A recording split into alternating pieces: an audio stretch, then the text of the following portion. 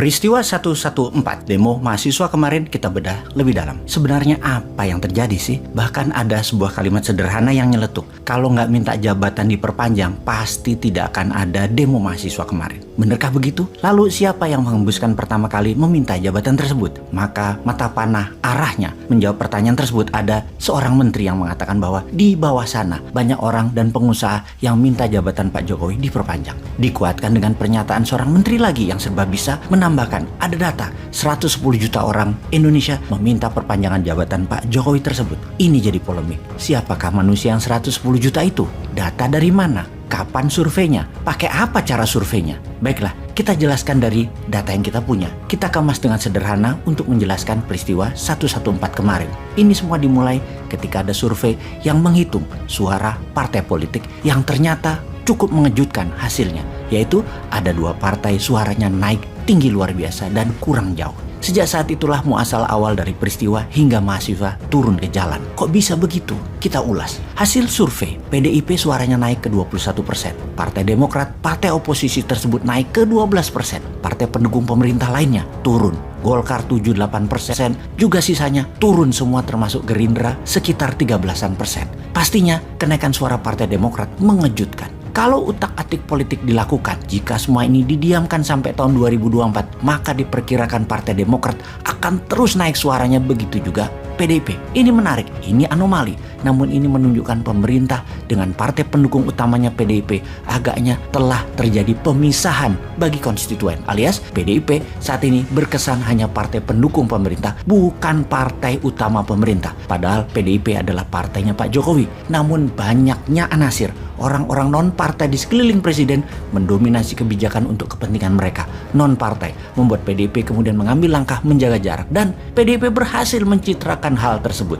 Jadi suara PDIP naik dan suara Partai Demokrat naik adalah respon dari ketidaksukaan masyarakat terhadap kebijakan orang-orang non-partai di sekeliling istana. Hasil survei yang mengejutkan tersebut disikapi oleh pejabat yang tidak diuntungkan tersebut. Pejabat non-partisan partai atau bukan orang partai di sekeliling istana gerah di kepala mereka, kalau diadakan pemilu 2024, maka hanya 2 partai ini akan mendapat respon baik. Sehingga lebih baik adalah tambah 2 atau 3 tahun lagi menjabat, alias kalau dihitung dari hari ini, masih ada 5 tahunan lagi menjabat. Jauh lebih baik daripada tidak akan mendapat apa-apa pada 2 tahun lagi dari sekarang. Atau hanya tersisa 2 tahun lagi peluangnya. Makanya partai dan petinggi partai yang mendukung perpanjangan jabatan adalah partai yang suaranya turun dan dekat dengan pengatur negara ini di pusat pemerintahan, yaitu Partai Kuning, Golkar, PKB, PAN yang memang turun jauh suaranya dan yang menyuarakan juga menteri non-partai turun. Bagaimana kalau begitu kita melihatnya? Kemudian berdemo, menekan pemerintah tujuan utamanya hanya satu, tidak ada perpanjangan jabatan dan pastikan presiden menandatangani Kepres tanggal 14 Februari 2024 adalah hari Pilpres. Selama Kepres Pilpres 2024 itu belum ditandatangani, akan terus terjadi, berulang dan membesar. Peristiwa 114 kemarin baru langkah awal. Sifatnya hanya mereda sementara setelah demo usai. Namun jika Kepres belum juga ditandatangani, maka keadaan akan terus memanas. Jadi kalau belum ditandatangani juga, maka pilihannya adalah demo untuk melakukan parlemen jalanan. Presiden akan diturunkan dan digoyang oleh parlemen jalanan. Tentunya hal ini tidak dimaui oleh banyak pihak, terutama incumbent. Tidak terhormat diturunkan di tengah jalan tersebut. Dan ini juga membuat citra Indonesia di mata dunia sebagai negara jadi tercoreng karena pencopotan jabatan di tengah jalan tersebut terjadi. Walau kecil peluang hal itu akan terjadinya pencopotan jabatan oleh parlemen jalanan, namun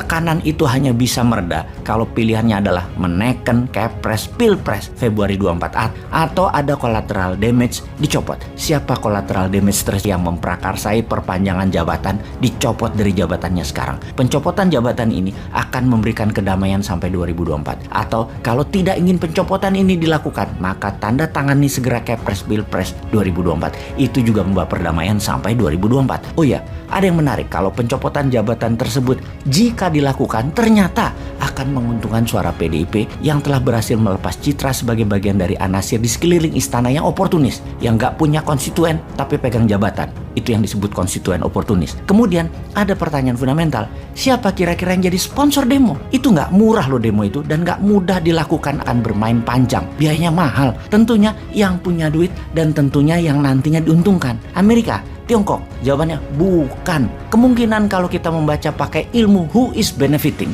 maka analisa yang memodali adalah konglo-konglo atau oligar di sekitar PDIP dan Demokrat. Salah. Namun selama dilihat dari niat dan siapa yang akan diuntungkan dan siapa yang dirugikan, maka semua ini ke arah oligar-oligar tersebut. Jadi kesimpulan, collateral damage segera dicopot.